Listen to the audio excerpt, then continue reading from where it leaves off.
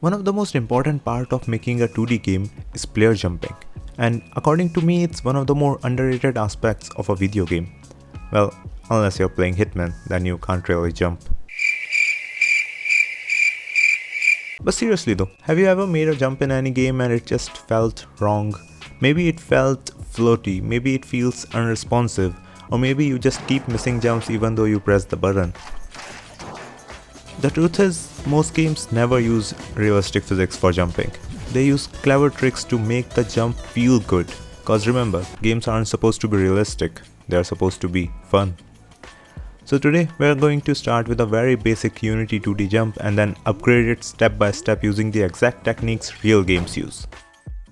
So by the end, your jump will feel smooth, responsive and professional. Let's start. First here we have a very basic simple jump. We got a player with a rigid body 2D, a ground check and a very simple jump input. And here's the basic logic. When the player presses jump and is grounded, we simply set the vertical velocity upwards. And this works. But it has problems. Watch this. You can see that jump feels floaty, and if you press jump slightly late, simply nothing happens. And if you press slightly early, then also nothing happens. And this is technically correct physics and input controls, but it just feels wrong. So let's fix it. And just like that, we have better jump / better gravity pattern. We are basically modifying the player's gravity manually depending upon whether the player is falling or rising or releasing the jump button early. So let's just break it down evenly. First thing first, when we are falling. When the rb.linear velocity along the y-axis is less than 0, it basically means that the player is moving downwards. So we are basically applying extra gravity using the fall multiplier variable. Now you must be thinking why we are multiplying by fall multiplier -1. It's because normal gravity is already being applied by Unity itself. So we are basically adding additional gravity on top of the default one, which results in characters falling faster and jumps feeling snappier. Next we handle short jumps. If the player is moving up but releases the jump button early, we apply extra gravity again. That makes the character stop rising sooner, creating a shorter hop. So hold the button, big jump. Tap it quickly, small jump. Because remember, Unity already applies normal gravity. We are just adding extra gravity when needed. Faster falling, variable jump height, more responsive control. Okay, now let's add one of the best quality of life mechanic to our game, Coyote time.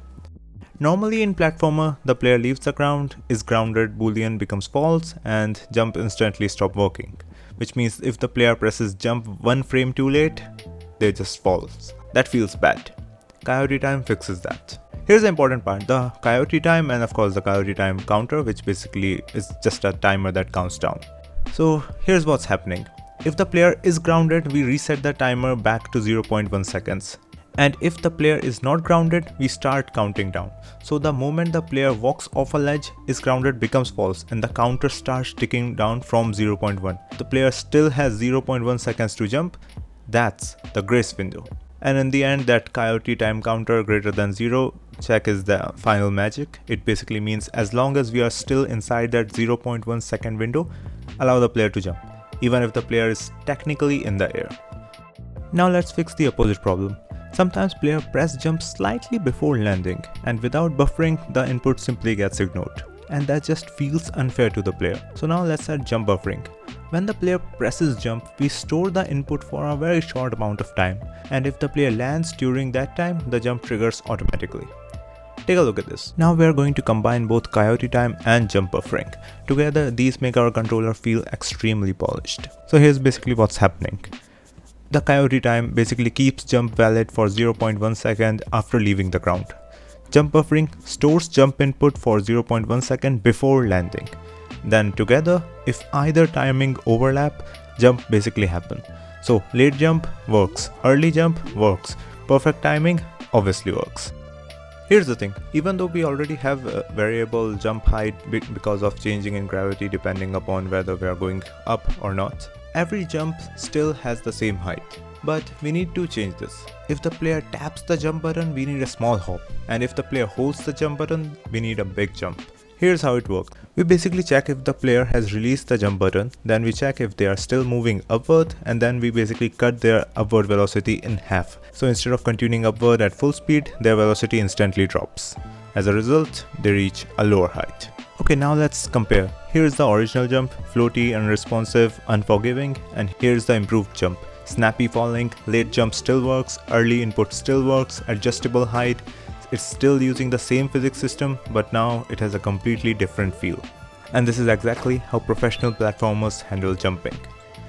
And yeah, that's it. In under 5 minutes, with just a few small tricks, you can transform your jump from a basic to game-ready jumps.